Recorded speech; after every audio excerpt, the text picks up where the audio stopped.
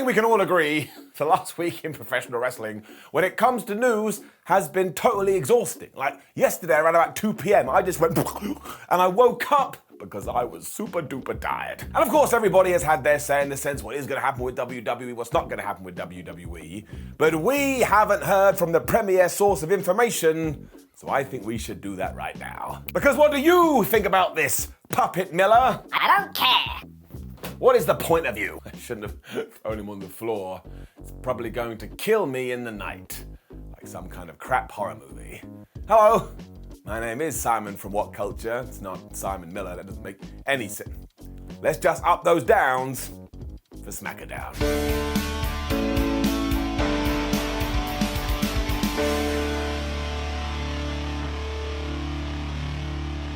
Gunther vs. Braun Strowman was our first match on this week's episode of SmackDown, and it was for the Intercontinental Championship.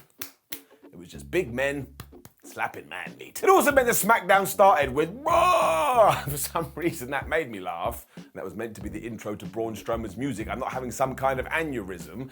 And of course we had some story here, because Imperium have worked on Braun Strowman's arm over the last few weeks, so when Gunther get in the ring, what did he do? He went after it like it was a piece of meat, and he was a bear. Before that though, Gunther was acting like, oh, I'm really scared of Braun Strowman, which actually he should have been, because when Braun got his hands on him, he just threw him over the top rope. So I was like, well, I suppose you are the bigger of the two men, and therefore you can slap more meat.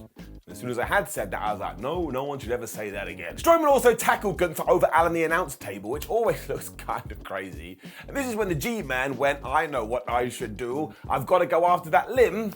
So we started hitting it, and eventually Strowman went down. He also gave Strowman this crazy clothesline, and there is absolutely no way his plan wasn't, I wonder if I can decapitate this man, and I wonder how it would feel. Eventually I think he did get bored, because he distracted the referee, but of course this is when the rest of Imperium ran down, and they started to take cheap shots on Braun Strowman. It was just like, man, what a couple of dicks. Braun was able to fight back from this, and he hit the power slam for a good near fall. But I'll level with you, I'll let you into Simon Miller's world. I just never truly believed that Braun Strowman was going to win here. Mostly when you look at the build and how good Gunther has been, it just wouldn't have been the right time to pull the trigger. The fans did not agree though, because they were going nuts for everything Braun Strowman was doing, including when he busted out a spine buster. And don't forget the whole point of that is to bust the spine. And once again, Gunther was then thinking outside the box. He's like, all right, well I may be massive, but I'm going to climb to the top rope and I'm gonna hit a splash.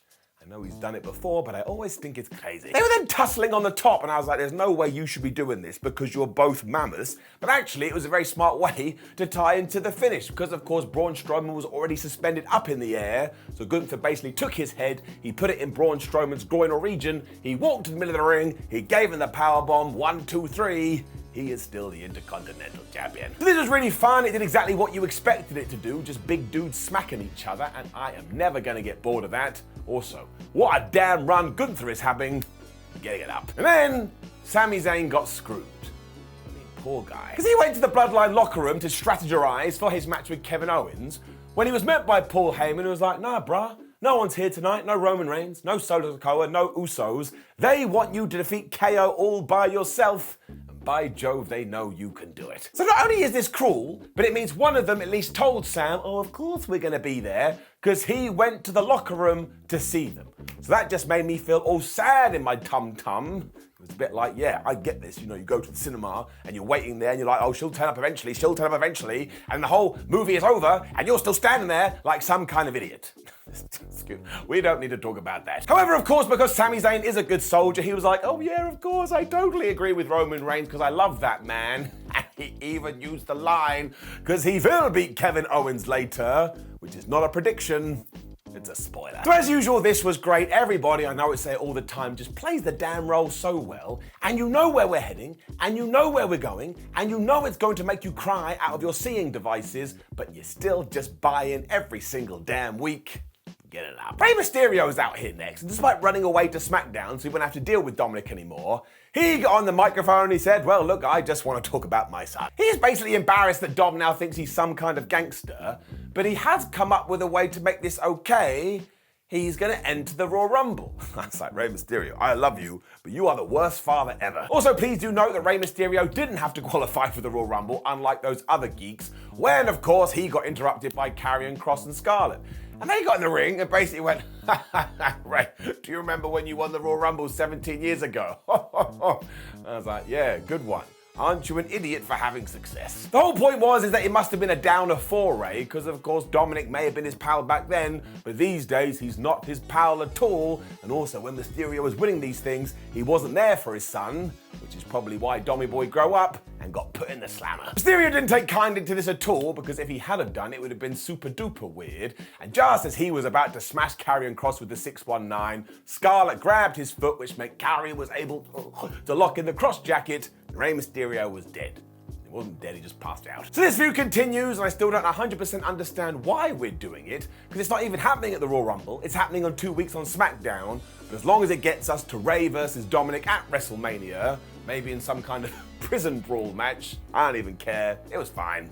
SmackDown then went really weird, because we were in the back with Maxine Dupree, who we haven't seen in weeks, and Emma, and they looked at Liv Morgan and were like, hey Liv, do you remember that video you did last week when you said you didn't care about being #1 in the Royal Rumble? We both think that's kind of stupid. Now Liv did not say this. She said she was going to win the Rumble no matter what number she did pull, and also don't forget it's meant to be random.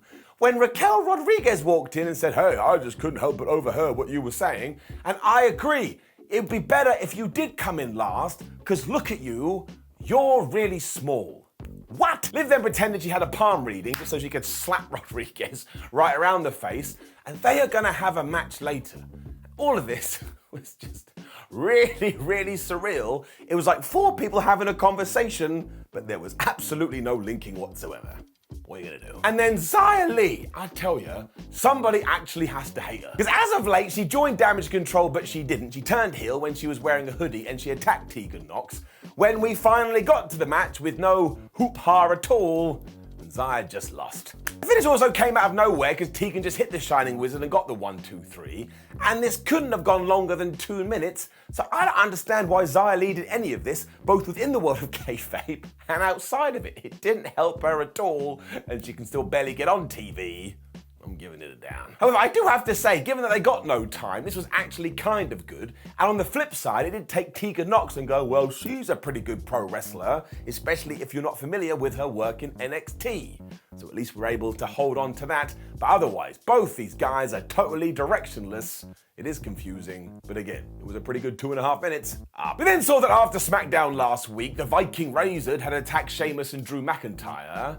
When we cut to the Vikings, and they just spoke in riddles. I'm pretty sure that Sarah Valhalla Logan told us that she talks to the magical powers and then she relays those messages to Eric and Ivar. And I was like, yeah, right, whatever. What are those messages? Oh, Eric, you need to clean up the dinner table. And Ivar, you've got to take out the garbage. I'm onto you, Valhalla, I know what you're doing. But then did cut to Sheamus and McIntyre, who are in Adam Pearce's office. And as always, they act like they're siblings. They were just whacking each other like they were friendly, but every single hit would have knocked anybody else out. They also didn't agree here either, because McIntyre wants his revenge against the Viking Raiders, whereas Sheamus wants his revenge against the Usos, because they were screwed 7 days ago. But Adam Pearce had a plan. Why don't we do a tag team title tournament on SmackDown, and whoever wins that will become the brand new #1 contenders. Now this is very interesting, because we did the same thing on Raw, where the Judgment Day won that, and I presume that Drew McIntyre and Sheamus were with this one. So are we about to split up the unified tag team belts? And if so, let's cool our jets a little bit, because surely Kevin Owens and Sami Zayn have to win those. And of course, that's just my fantasy booking land, and who knows what's going to happen. And the absolute best thing about Sheamus and Drew is they want to call their team, if you've been on social media, the Banger Bros. And if you know, you know, and if you don't know, do not put that into Google. But that made me laugh so much, and I enjoy their relationship to such a degree. Giving it now. Bray Wyatt then came to the ring, and surely he must be teasing some mega nostalgia, because he basically took every single one of his gimmicks and he threw it in a pie. Because not only was he in a rocking chair, he even said, Green Bay, we're here, which ties into the whole Eat of the Worlds thing, which he also called himself. And when a QR code appeared on screen, if you followed that, you got to a video of Firefly Funhouse Bray, who ended his little speech by saying, let me in. So now we got The Fiend. This was mostly mumbo jumbo, as it's always mumbo jumbo, but it is very interesting mumbo jumbo, especially when he kind of went through all of these novelties and he said, I am Uncle Howdy. Now his whole idea is that he can be everything to everyone, but that's a very intriguing line to throw in there. Now I don't know what we're going to do. He also promised at the Rumble it will be his rebirth and he's going to kick LA Knight's ass. So this storyline is quite clearly going to culminate at that premium live event. And I say you damn right. I have no problem with taking our time and I have no problem with being patient and I have no problem trying to handle all this spooky wooky stuff because there's a ton of stories on wrestling TV. Surely one of them can be a slow burn. And look, when I ask myself, Simon, do you want to see what's going to happen? I've got a strange voice when I talk to myself. I answer, yes. That's all I need.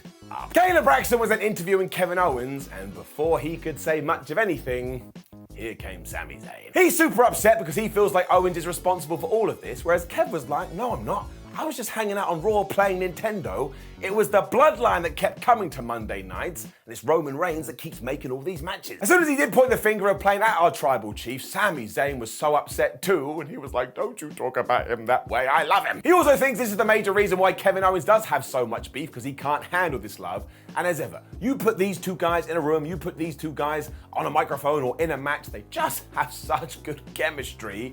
I mean, this genuinely felt like two people arguing. It didn't feel like fuddy-muddy pro wrestling at all. So I'm just going to give them a seal round of applause, and I'm giving them it up. All I am going to say is please let it have the proper ending with no shenanigans, now that some people may or may not be back in WWE power. Kayla was then flying all over the place because she was then with Gunther, and Gunther had a message for all of us because he was like, yeah, I told you that I was going to retain my Intercontinental Championship, and now I'm going to win the Royal Rumble, and I'll main event WrestleMania 2. And while it's probably not going to happen in 2023, should that happen in the future? Yes. Raquel Rodriguez versus Liv Morgan in a I'm Bigger Than You match was next. Even though this too was very strange, for some reason it kind of reeled me in. Because I assumed that Raquel was going to win, because of course she lost to Ronda Rousey recently, but we also have been doing a little something with Liv, so I felt like, well, we have to plug that in somewhere, and we did come up with an idea. But yeah, it just wasn't what I was expecting. This still tied into Morgan's new crazy ways, as halfway through the thing she did get a table out when she was going to hit that big senton. But Raquel Rodriguez just rolled off slowly, and as you can imagine, all the fans went, boo, boo, we wanted to see violence. Now, when you remember that Raquel also busted into that locker room, was all like, oh, I'm really big and you're really small, I could be totally wrong on this. Kind of feels like we're about to turn her heel. We also, of course, did this spot where Liv threw Rodriguez over the top rope so Michael Cole could go crazy like Kermit the Frog and say, if that happened in the Royal Rumble, she would be eliminated. Even though it wasn't the Royal Rumble, was it Michael Cole? And from nowhere, Raquel just hit the powerbomb and she got the uno, dos, tres. This really was out of left field, but it just wasn't boring, and I can't figure out why. You're gonna have to imagine it is gonna build to a spot in the Royal Rumble. So look at me. I now need to know what's going to happen. I don't really understand how WWE pulled this off. Maybe they're just more interesting characters than I realized. I'm giving it an up. Didn't think that happened. We then had a quick segment with Sonya Deville and Adam Pearce, because Sonya was like, hey, can I have another match against Charlotte Flair? Adam Pearce was like, no, you totally lost last week. That ain't how it works. They then had this back and forth, which basically ended with them saying, if you do want to have a shot at the SmackDown Women's Championship, you're going to have to win the Royal Rumble. But you can already see what's going to happen here, because after the commercial, Sonya just found the Queen and she beat the crap out of her. When officials were shouting, can you stop that, please? DeVille continued to beat the crap out of her, because of course now Charlotte Flair will be really mad and she'll be like, give me her at the Royal Rumble. There's your match. And why the hell not? I mean, it's a pretty lame story, because why doesn't everybody just do that? But I do think Sonya Deville deserves another shot, because I like Sonya Deville, although this was kind of just there, but at least it served a purpose. We then had another video for Cody Rhodes, and I'm pretty sure it's the same one we played on Raw, but it's so damn good, and I can't wait for him to return. When it was main event time, Kevin Owens versus Sami Zayn, they are incredible. But like I said earlier, every time they're in any kind of vicinity to each other, they just pull it off, and I don't think I've ever seen them have a bad anything. It was exactly the same here. The fans were also super into it too, which made it so much better, and Sami Zayn had a plan. Given that he had the power of Roman Reigns in his heart, why doesn't he just run at Kevin Owens? And for a good few minutes, this was working, until Kev grabbed him and threw him into Barry Barricade. And as ever, I was straight on the phone to WWE HR. I'm like, why aren't you taking care of Barry? This is happening more and more. Sam had a plan of his own because he hit a brain buster on the ring apron, and I checked that is the hardest part of the ring. And then these two were tussling the top like a couple of goons YouTubers as well when Kevin Owens got the better of that and he busted out a frog splash. And I was like, yeah, this is going to be great. It was then just wrestling tennis because Sami was able to avoid the pop-up power bomb and hit the blue thunder bomb for a near fall. And then, of course, we got the spot that we always need from these two. They ran at each other and just started pummeling the other guy. Once again, they're just the best. They were then back on top again when Zayn got murked and Owens was able to hit the Fisherman Buster for another near fall. But by this point, it was just move 1, 2, R, move 1, 2, R. And of course, the fans started to chant, this is awesome. And I was having such a good time, I joined in as well. And this makes me very, very weird because I'm just in a silent room. The finish was super interesting too and goes to show that you can have a stupid finish and make it work because it looked like Sami Zayn was going to win here. He was setting up for the haluva kick when all of a sudden the Usos and Solo Sikoa were here. They attacked Kev and it caused the DQ. It just tied right in though because Sami Zayn looked devastated by this and when they hit the 1D onto Kevin Owens, he was beside himself like, I was going to win. I was going to do this to Roman Reigns. Why have you taken my moment away from me? And there's so many ways you can comprehend this because 1, maybe they were taking his moment away. 2, maybe they didn't trust him to get the job done. Or 3, maybe Roman was like, oh no, he is going to beat Kevin Owens and that's my job at the Royal Rumble. Somebody sort this out. Solo Sikoa also splashed Kevin Owens through Alan the announce table. I tell you, Sikoa is going to have a great year. And when they all celebrated with their fingers, they kind of got Sam involved, but he just told the story with his face. He isn't happy at all. And maybe, just maybe, he's concerned for his former friend. It just goes to show you can take a DQ and really make it work. And honestly, I could have got a shovel and dug up how much story depth there was to this because you can just pick and choose which way it's going to go. And of course, when we get to that damn Royal Rumble main event, you just know it's going to culminate. And look at me, I'm so damn excited like a moron. It is getting it up. Which did indeed bring us to the end of SmackDown, and honestly, this show is just fire right now. It just takes everything that they've done the week before and it builds and it builds and it moves and it moves, and it never feels boring. Almost like a 2-hour wrestling show is the way to do it. Up. Now please do leave a comment below and let me know what you thought about last night WWE SmackDown. Like the video, share the video and subscribe, and do the usual WhatCulture.com, social media at WhatCulture WWE and Simon Miller 316. And there's ups and downs videos for everything WWE and AEW. Type in your favorite show to the search bar, and it's probably there. My name is Simon WhatCulture. Thank you very much for joining me as always. Know that I love you with every single ounce of my being. And I'm very, very scared about the future of Sami Zayn. It's not going to be good. Goodbye.